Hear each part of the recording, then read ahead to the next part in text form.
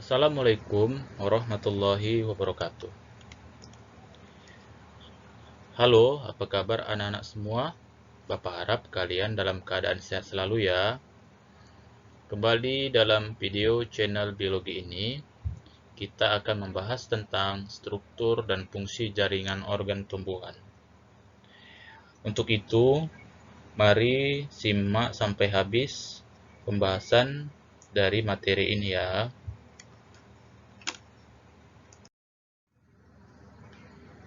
Pastinya kalian sudah tahu apa saja organ tumbuhan itu.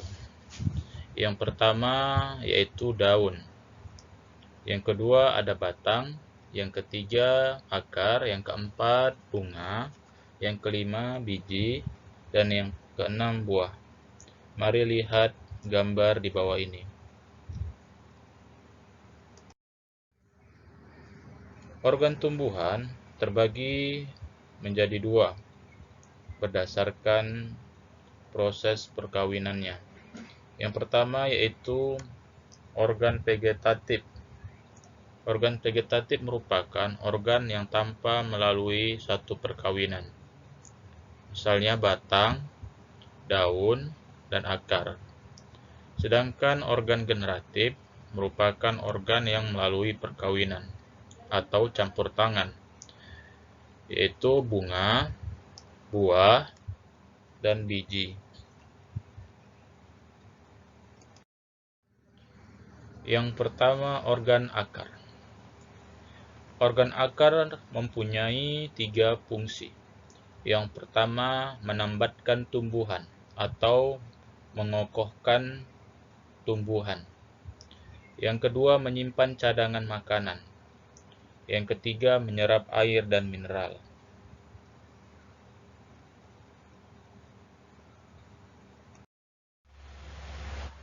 Adapun susunan di dalam akar terbagi menjadi 7 bentuk. Yang pertama adalah rambut akar. Rambut akar berfungsi untuk memperbesar bidang penyerapan. Yang kedua adalah epidermis. Epidermis berfungsi melindungi bagian sel di bawahnya. Yang ketiga ada korteks. Korteks berfungsi menyimpan cadangan makanan karena tersusun dari sel-sel parenkim. Yang keempat ada stele. Stele berfungsi sebagai transportasi zat. Yang keempat ada endodermis. Endodermis berfungsi mengatur keluar masuknya air. Yang keenam adalah xilem. Xilem berfungsi mengangkut air dan garam-garam mineral dari akar menuju daun. Dan yang ketujuh adalah floem. Floem berfungsi mengangkut hasil fotosintesis dari daun menuju ke seluruh organ tumbuhan.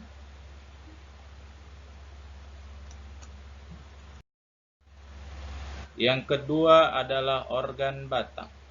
Batang merupakan bagian tumbuhan yang terletak di atas permukaan tanah. Adapun fungsi batang yang pertama adalah sebagai tempat duduk daun, yang kedua menopang daun, bunga, dan buah, dan yang ketiga sarana lintas air, mineral, dan makanan. Adapun susunan di dalam batang yang pertama adalah epidermis. Epidermis berfungsi melindungi bagian dalam sel terletak pada lapisan pertama tersusun rapat tanpa ruang. Yang kedua korteks. Korteks tersusun dari parenkim, kolenkim, dan sklerenkim. Yang keempat ada stele. Stele tersusun atas kambium, parenkim, berkas pengangkut, dan empelur. Yang keempat ada kambium. Kambium merupakan lapisan sel yang aktif membelah sehingga menyebabkan pertumbuhan ke dalam dan luar. Yang kelima ada xilem. Xilem berfungsi mengangkut air dan garam-garam mineral dari akar menuju daun. Yang keenam ada floem. Floem berfungsi mengangkut hasil fotosintesis dari daun menuju ke seluruh organ tumbuhan. Dan yang terakhir ada empelur. Empelur berfungsi sebagai tempat penyimpanan makanan sementara. Nah, coba perhatikan gambar yang ada kolom sebelah kiri. Ini merupakan salah satu susunan di dalam batang.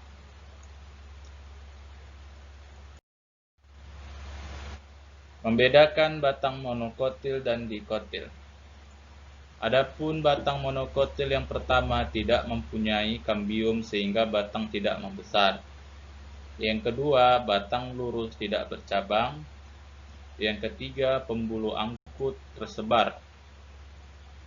Kemudian batang dengan dikotil. Yang pertama mempunyai kambium sehingga batang membesar. Yang kedua, pembuluh angkut letaknya teratur dalam bentuk lingkaran. Dan yang paling ketiga, batang dapat membesar.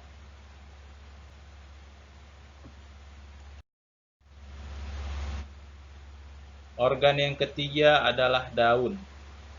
Adapun fungsi daun yang pertama sebagai tempat pembuatan makanan bagi tumbuhan melalui proses fotosintesis. Yang kedua, tempat terjadinya transpirasi atau disebut juga dengan penguapan. Dan yang terakhir adalah tempat terjadinya gutasi. Susunan daun terbagi menjadi 6 macam. Yang pertama yaitu epidermis.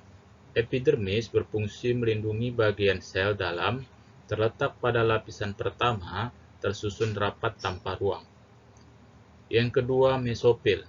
Mesofil terletak di antara epidermis atas dan bawah, berfungsi tempat fotosintesis. Mesofil tersusun dari 2 jaringan, yaitu yang pertama, jaringan tiang atau parenkim palisade. Jaringan tiang atau parenkim palisade berfungsi sebagai tempat melakukannya fotosintesis. Yang kedua yaitu jaringan bunga karang atau parenkim spons. Parenkim spons atau jaringan bunga karang berfungsi sebagai tempat penyimpanan cadangan makanan. Yang ketiga, xilem. Xilem berfungsi mengangkut air dan garam-garam mineral dari akar menuju daun. Yang keempat yaitu phloem. Phloem berfungsi mengangkut hasil fotosintesis dari daun menuju ke seluruh organ tumbuhan. Yang kelima, jaringan penguat. Jaringan penguat berfungsi sebagai penguat pada setiap organ tumbuhan. Dan yang keenam adalah jaringan sekretori. Jaringan sekretori berfungsi sebagai tempat menghasilkan suatu kelenjar.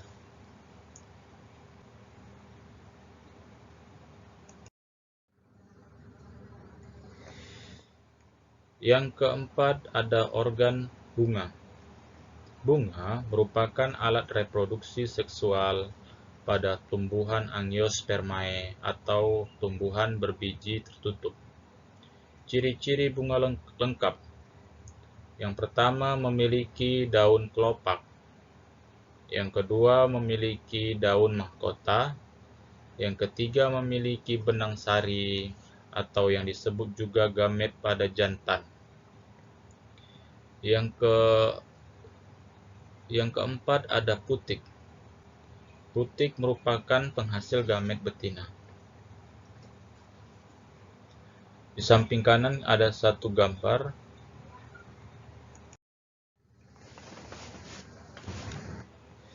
Yang kelima, ada organ buah.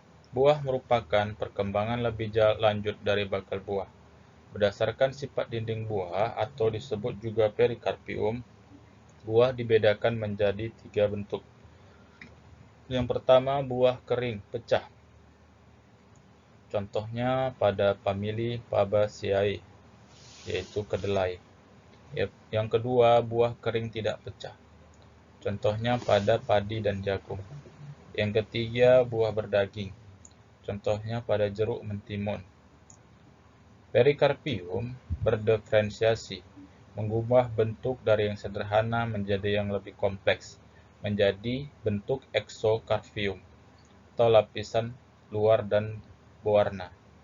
Kemudian ada mesokarpium, lapisan tengah yang tebal, dan endokarpium ada lapisan tebal berupa selaput yang mengandung sel batu. Yang kelima ada organ biji. Biji berkembang lebih lanjut menjadi bakal buah. Saya ulangi, biji berkembang lebih lanjut dari bakal biji. Biji memiliki yang namanya kulit biji yang berfungsi untuk melindungi embrio dan endospora. Yang kemudian struktur biji tersusun atas epidermis, sklereid, sel parenkim, sel kristal, dan sel berpigmen. Biji dibedakan menjadi dua, yaitu endospermae merupakan bagian dari tumbuhan monokotil dan non-endospermae merupakan bagian dari tumbuhan dikotil. Perbedaan tumbuhan monokotil dan dikotil. Apa itu tumbuhan monokotil dan apa itu tumbuhan dikotil? Tumbuhan monokotil merupakan tumbuhan yang memiliki keping biji satu, sedangkan tumbuhan dikotil merupakan tumbuhan yang memiliki keping biji dua. Dilihat dari dua bentuk tumbuhan ini, dapat kita simpulkan perbedaan dari dua jenis tumbuhan ini. Yang pertama, tumbuhan dikotil memiliki yang namanya kambium, sedangkan pada tumbuhan monokotil hanya memiliki perikambium. Yang kedua, tumbuhan dikotil memiliki pembuluh angkut yang tersusun melingkar, sedangkan tumbuhan monokotil memiliki pembuluh angkut yang tersusun menyebar. Yang ketiga, tumbuhan dikotil memiliki yang namanya empelur, sedangkan pada monokotil tidak memiliki empelur. Yang keempat, tumbuhan dikotil merupakan tumbuhan yang pertumbuhannya itu keluar dan ke dalam, sehingga batangnya membesar. Sedangkan pada monokotil, tumbuhan monokotil memiliki pertumbuhan yang keluar, sehingga tumbuhannya itu mengecil, batangnya mengecil. Kemudian dari tipe monokotil dan dikotil.